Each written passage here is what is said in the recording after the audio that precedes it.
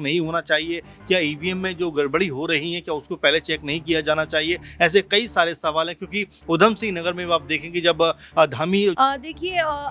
अबरार जी, अगर संजीव बालिया जी की बात करें तो कहीं ना कहीं ये कह सकते हैं कि जो जाट है इस समय हो सकता है कि वो उनको समर्थन दे सके, कहीं ना कहीं सम्मानित करते हुए नजर आते हैं। इसके अलावा भारत सरकार की ओर से चौधरी चरण सिंह को भारत रत्न देने की बात की जाती है। एक सवाल मैं फिर से दोहराऊंगा, आखिरकार ईवीएम की स्थिति एक ऐसा राज्य जहां पर सबसे ज़्यादा लोकसभा की सीटें हैं और कहीं ना कहीं ये जो बीजेपी है, बीजेपी यही हमेशा कहती आई है कि हम यहां पर लोकसभा के अंदर ज़्यादा से ज़्यादा सीटें लाएंगे। नेक्स्ट 9 न्यूज़ में आपका स्वागत है। मैं हूं आपके साथ अबरारुल हक रहमानी। दर्शकों, 102 सीटों को लेकर आज लोकसभा चुनाव के पहले चरण का मतदान शुरू हो चुका है, चल रहा है इस समय। और आज कई ऐसे बड़े चेहरे हैं जिनकी किस्मत दांव पर लगी हुई है। लेकिन इस बीच उत्तर प्रदेश की अगर 8 सीटों पर हम नज़र डालें, उसको समझने की कोशिश करें, उत्तर प्रदेश की ये 8 सीटें ऐसी सीटें हैं जिनको लेकर के कहीं ना कहीं पश्चिमी उत्तर प्रदेश का पूरा रुख जो है वो साफ होता नजर आएगा कि आखिरकार जनता का मिजाज किस तरफ है। लेकिन जो कई खबरें आई है दर्शकों, जिसको लेकर के पहले से ही शंका जताई जा रही थी, विपक्ष इस पूरे मामले को लेकर के पहले से ही ये आरोप लगाता रहा है ईवीएम को लेकर के। और इस बीच कैराना की बात करें, सहारनपुर की बात करें या फिर रामपुर की बात करें, इन तमाम सीटों पर कई बूथ पर जो है ईवीएम मशीन खराब होने की खबरें आ रही है। इस पूरे मामले पर और ज़्यादा जानकारी हम लेते हैं। अमन जी हमारे साथ मौजूद है। आखिरकार ईवीएम को लेकर के जो विपक्ष की शंकाएं हमेशा बनी रहती है, और इस बीच आप देखिए 1-1.5 घंटे के भीतर अगर ईवीएम मशीन कई बूथों पर ख़राब नजर आ रही है, यूपी में ख़ास तौर से, इसको लेकर के कैसे देख रहे हैं? क्या इससे पूरी तरीके से वोट प्रभावित नहीं हो रहा है? जो मतदान करने लोग आए हुए हैं उनको दिक्कतें नहीं हो रही है? क्या इलेक्शन कमीशन को इस बात पर और जो है प्रमुखता से कहीं ना कहीं ध्यान देने की? देखिए, बिल्कुल अबरार, आपने बहुत सही बात का उठाई है, क्योंकि देखिए जो मतदान करने के लिए लोग आते हैं और जब इस तरह की चीज़ों को पाते हैं कि वहाँ पर ईवीएम ख़राब है या मशीनें ख़राब हैं, तो जाहिर बात है कि जो एक बार आ गया और वो आकर वापस चला गया तो शायद वो कहने का मतलब दोबारा आए तो यहाँ पर जो मत प्रतिशत है वो भी घटता हुआ नज़र आ सकता है। तो इसीलिए ज़्यादा तवज्जो देना चाहिए। कहीं भी अगर इस तरह की गड़बड़ी है तो तुरंत उसको ठीक किया जाना चाहिए। और लगातार यही बात उठती रही कि भाई क्या मशीनों के सहारे हम इतना कह सकते हैं कि हम जो एक बात कह सकते हैं कि उन पर पूरा भरोसा किया जा सकता है या उन पर यकीन किया जा सकता है? क्योंकि ऐसी लगातार खबरें आ रही हैं। आपने जिस तरह के आंकड़े रखे हैं, चाहे हम सहारनपुर की बात करें, रामपुर की बात करें, नगीना की बात करें, सब जगह से ईवीएम की जो गड़बड़ी की खबरें आ रही हैं, ख़राब होने की खबरें आ रही हैं, तो बिल्कुल सवाल उठते हैं कि क्या यहाँ पर जो चुनाव आयोग है उसको और सतर्क नहीं होना चाहिए? क्या ईवीएम में जो गड़बड़ी हो रही है क्या उसको पहले चेक नहीं किया जाना चाहिए? ऐसे कई सारे सवाल हैं, क्योंकि उधम सिंह नगर में आप देखेंगे जब धामी जिस बूथ पे वोटिंग करने जा रहे हैं वहाँ पर भी ईवीएम ख़राब मिलती है। तो कई तरह के सवाल अब खड़े होते हैं कि आखिर इतनी कह सकते हैं कि चुनाव आयोग की तरफ से इतना इसके बारे में कहा जाता है, पक्ष में बोला जाता है, लेकिन जब इस तरह की खबरें सामने आती हैं तो बिल्कुल ये बात निकल के सामने आती है कि इनके ऊपर ज़्यादा काम होना चाहिए। सिर्फ ईवीएम को लेकर ये कहना कि बहुत सेफ है, वो सिक्योर है, लेकिन साथ में आपको ये भी देखना पड़ेगा कि अगर इनकी गड़बड़ी होती है तो कई घंटे तक कई बार ऐसा देखा जाता है कि मतदान जो है वो प्रभावित हो जाता है। अच्छा, ऐसे में एक बड़ी खबर आई है रामपुर की सीट से कि वहाँ पर आरोप लगाए जा रहे हैं कि विशेष वर्ग के लोगों के साथ जो दुर्व्यवहार किया जा रहा है। और ख़ास तौर से अगर देखा जाए तो इससे पहले भी बाई इलेक्शन में अब्दुल्ला आज़म ने इस तरीके के आरोप लगाए थे, पुलिस से भिड़ंत भी उनकी जो है देखने को मिली थी। तो क्या एक बार फिर से वही स्थिति, सुरक्षा कर्मियों को लेकर के जो आरोप लगाए जा रहे हैं, क्या इसको लेकर के जो है प्रशासन को और पुख्ता इंतजाम नहीं करना चाहिए? और विशेष वर्ग के साथ बदसलूकी की जो बात आ रही है, क्या जानबूझ करके किसी एक जो है प्रत्याशी के वोट प्रतिशत को घटाने की? देखिए, बिल्कुल अबरार, अगर आप देखें रामपुर सीट पर उपचुनाव जब हुआ था उस समय ये बात कही गई थी और बहुत कम प्रतिशत मतदान वहाँ पर हुआ था। और यही बात कही गई कि जो सुरक्षाकर्मी हैं या जो कह सकते हैं कि सुरक्षा में लगे हुए लोग हैं वो लगातार एक विशेष समुदाय के लोगों को वोटिंग करने से रोक रहे हैं। और यही बात अब निकल के भी सामने आ रही है। सहारनपुर से भी ऐसी खबरें सामने आ रही हैं कि वहाँ पर जो विशेष वर्ग है उनके साथ में किसी तरह से दुर्व्यवहार किया जा रहा है और उनको कह सकते हैं कि वोट ना डालें, इसके लिए अवरोध उत्पन्न किया जा रहा है। तो इसको लेकर भी संज्ञान लेना चाहिए, क्योंकि देखिए मतदान जब तक निष्पक्ष नहीं होगा, तमाम लोगों को अब मौका नहीं मिलेगा मतदान करने का, तो जाहिर बात है कि सवाल उठेंगे। इसको लेकर भी जो चुनाव आयोग है उसको सतर्क होना चाहिए और जिम्मेदारी से चुनाव कराना चाहिए, क्योंकि देखिए लोकतंत्र का सबसे बड़ा पर्व कहा जाता है, पूरी दुनिया का सबसे बड़ा लोकतंत्र भारत है, लेकिन वहाँ पर इस तरह की चीज़ें होंगी तो जाहिर बात है कि बहुत सारे सवाल उठते हुए नजर आएंगे। बिल्कुल दर्शकों, तो ये स्थिति इस समय की ताज़ा स्थिति है और उत्तर प्रदेश की इन 8 सीटों पर लगातार हमारी नज़रें बनी हुई है। दर्शकों, जो भी तमाम बड़ी खबरें होंगी, जो भी अपडेट होंगी, वो आप तक पहुंचाते रहेंगे। इस समय मेरे साथ शालीन मौजूद है, इनसे भी समझते हैं कि आखिरकार उत्तर प्रदेश की ये जो 8 सीटें हैं, इन सीटों पर जो इस समय मतदान चल रहे हैं, और ख़ासतौर से अगर देखा जाए तो मुरादाबाद, मुजफ्फरनगर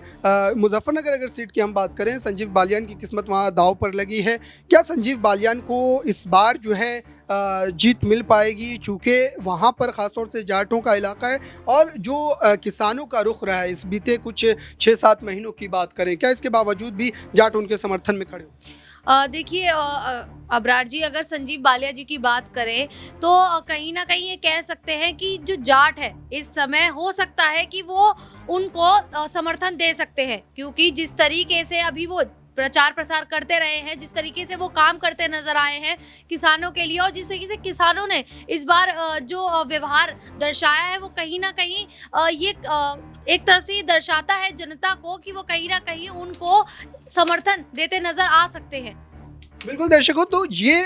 भले ही वहाँ पर आप कह सकते हैं कि स्थिति बदली हो, लेकिन अभी भी एक उम्मीद ज़रूर है। ऐसे में दिनेश है मेरे साथ, इन समझते हैं कि इस समय जो ख़ास तौर से अगर देखा जाए सहारनपुर या रामपुर, मुजफ्फरनगर, ये तमाम ऐसी सीटें हैं जहाँ पर मुस्लिम मतदाता निर्णायक भूमिका में नज़र आते हैं। तो क्या इन सीटों का अगर हम मार्जिन जो है नापने की कोशिश करें, इससे पहले की जो स्थिति रही थी उस समय अखिलेश यादव का जो प्रदर्शन था, उनकी पार्टी का जो प्रदर्शन था, वो सबसे निम्न स्तर पर था। तो क्या इस बार भी वही चीज़ देखने को मिलेगी या फिर अखिलेश यादव इस बार कोई बड़ा कमाल कर? हाँ देखिए, पश्चिमी उत्तर प्रदेश की बात आप कर रहे हैं अबरार, और यहाँ पर जयंत चौधरी के एनडीए खेमे में जाने से एक जाट वोट बैंक था वो एक बड़ी संख्या में यहाँ पर एकजुट होता नजर आया भारतीय जनता पार्टी गठबंधन की तरफ। और जिस तरीके से संजीव बालियान हो, संगीत सोम हो, इन दोनों के बीच जो लड़ाई हमने देखी है, समाजवादी पार्टी की बात करें तो उन्होंने जो टिकट बदली है मेरठ सीट को लेकर के, वहाँ पर गहमा गहमी देखने को मिली। और अब जिस तरीके से संजीव बालियान 2 चुनाव लगातार जीत चुके हैं, केंद्र में मंत्री हैं और बड़े चेहरे के रूप में उत्तर प्रदेश में जाने जाते हैं,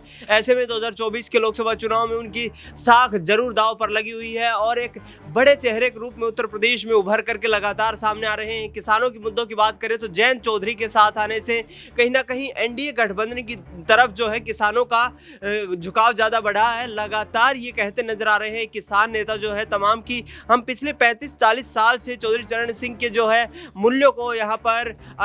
उनकी मान्यता के आधार पर चलते आ रहे हैं, उनको समर्थन करते आ रहे हैं और इसी क्रम में आगे उत्तर प्रदेश में भी ये सिलसिला जारी रहेगा। लेकिन जयंत चौधरी जिस तरीके से एन वक्त पर आकर के प्रधानमंत्री नरेंद्र मोदी उनको कहीं ना कहीं सम्मानित करते हुए नजर आते हैं, इसके अलावा भारत सरकार की ओर से चौधरी चरण सिंह को भारत रत्न देने की बात की जाती है। एक सवाल मैं फिर से दोहराऊंगा, आखिरकार ईवीएम की स्थिति जस की तस क्यों बनी है? क्योंकि विपक्ष इस पूरे मामले पर चाहे चुनावी नतीजों के बाद की बात करें या आरोप लगा देता है कि ईवीएम में गड़बड़ी है, ईवीएम की स्थिति सही नहीं है, और फिर से एक बार वही खबरें निकल करके आ रही है सामने कि रामपुर, कैराना और कई ऐसी जो है सीटें हैं जहां पर ईवीएम मशीन फिर से ख़राब जो है वो हो गई है। और ऐसे में अगर चुनाव के मात्र कुछ घंटों के भीतर ईवीएम मशीनें ख़राब हो रही है, जिसकी तैयारी चुनाव आयोग साल भर पहले से करता है, 2 साल पहले से करता है, उसके बावजूद भी अगर ये हालात हैं तो जाहिर सी बात है कि विपक्ष को एक बड़ा मौका फिर से एक बार ईवीएम को लेकर के मिलने जा रहा है। कैसे देखें? बिल्कुल, यहाँ पर अबरार आपने बड़ा महत्वपूर्ण सवाल उठाया है और जिस तरीके से ईवीएम को लेकर लगातार विपक्ष जो है अपनी आवाज़ उठाता रहा है कि ईवीएम में धांधली के दम के ऊपर यहाँ पर लगातार भारतीय जनता पार्टी तमाम राज्यों में और केंद्र में सरकार बनाती रही है। और मतदान से ठीक पहले ईवीएम में इस तरीके की गड़बड़ी आना कहीं ना कहीं शासन प्रशासन की जो नाकामियाँ हैं उनको दर्शाता है कि लंबे वक्त पहले ही ये रिहर्सल चल जाता है, जो है ट्रेनिंग चल जाती है तमाम प्रोफेशनल्स की कि किस तरीके से टेक्निकल रूप से इन चीज़ों को सही दुरुस्त रखा जाए। लेकिन जिस आधार पर आप बता रहे हैं कि कैराना से खबरें सामने आ रही हैं, मुजफ्फरनगर से खबरें सामने आ रही हैं कि ईवीएम में गड़बड़ी चल रही है, वहां पर मशीनें बंद हो गई हैं, मतदान केंद्रों पर मतदान कुछ देर के लिए रुक गया है, तो ये कहीं ना कहीं एक प्रशासन की नाकामी है और प्रशासन को अपने ऊपर जो सवालिया निशान उठ रहे हैं, कहीं ना कहीं इस चीज़ की पुख्ता तैयारी करनी चाहिए। देखिए, पहले चरण के मतदान है, अभी 6 चरण के मतदान और होने हैं और यदि पहले चरण के मतदान में ईवीएम को लेकर यहाँ पर वीवीपैट को लेकर इस तरीके की खबरें सामने आ रही हैं तो आगामी वक्त में चुनाव आयोग को को चाहिए कि इस मुद्दे को गंभीरता से लेकर चीज़ों को दुरुस्त किया जाए, ताकि जिस तरीके से विधानसभा चुनाव में तमाम जो विपक्षी नेता आरोप लगाते नजर आए थे कि ईवीएम घंटों तक बंद रही और उसके बाद भी जब ईवीएम मतगणना के लिए पहुंचती है तो वहां पर भी 100% जो है ईवीएम मशीन की बैटरी चार्ज दिखाई जाती है, यानी कि कहीं ना कहीं ईवीएम से छेड़छाड़ करने का आरोप विपक्ष की तरफ से ये लगा एक जांच का विषय ज़रूर है दर्शकों, लेकिन ये जो खबरें मैं आपको बता रहा हूँ कि कई ऐसी जो है सीटें हैं जहाँ पर ईवीएम को लेकर के जो है बंद जो है पड़ने की यहाँ पर जो खबरें निकल करके सामने आ रही है। ऐसे में मेरे साथ राकेश इनसे समझते हैं कि आखिरकार उत्तर प्रदेश की इन सीटों को लेकर के आपकी क्या राय है, क्योंकि इन सीटों पर जो आज मतदान होंगे और जिस तरीके से प्रतिशत में इजाफा होगा, जाहिर सी बात है कि ये तय करेगा कि उत्तर प्रदेश में लोग जो है वो किस तरफ जा रहे हैं। क्योंकि कई बार ऐसा माना जाता है कि अगर ज़्यादा प्रतिशत में लोग वोट कर रहे हैं तो ये सत्ता बदलने की एक हवा है। तो क्या आज वो सारी चीज़ें जो है वो स्पष्ट रूप से हमें देखने को मिल सकती? बिल्कुल बिल्कुल, अब आपने बिल्कुल सही कहा। देखिए, उत्तर प्रदेश एक ऐसा राज्य है जहाँ पर सबसे ज़्यादा लोकसभा की सीटें हैं और कहीं ना कहीं ये जो बीजेपी है, बीजेपी यही हमेशा कहती आई है कि हम यहाँ पर लोकसभा के अंदर ज़्यादा से ज़्यादा सीटें लाएंगे। और इस बार तो उन्होंने ये भी यहाँ तक भी कह दिया है कि 80 में से हम 80 सीटें लाने की पूरी कोशिश में रहेंगे। तो ये देखिए कि विपक्ष को आप कहाँ पर देखते हैं, क्योंकि बीजेपी तो ये दावा कर रही है कि हम 80 में से 80 सीटें ले आएंगे, लेकिन ऐसी बात नहीं है। विपक्ष भी अपनी तरीके से पूरी कोशिश कर रही है। और इधर देखिए कि अखिलेश यादव को भी आप कम मत आकिए, वो सारी चीज़ों, वो सारे पहलुओं पर वो ध्यान दे रहे हैं जिससे वो जीत की दावेदारी तय कर सके। अगर हम उधर मायावती की बात करें तो मायावती का अच्छा खासा वोट बैंक माना जाता है उत्तर प्रदेश के अंदर, खासकर महिलाओं के अंदर। वो जो महिलाएं हैं वहाँ को उन्हें दीदी कहकर संबोधित करती है। तो ऐसे में एक महिला वोटर है वो ज़्यादा से ज़्यादा मायावती की ओर झुकेगी।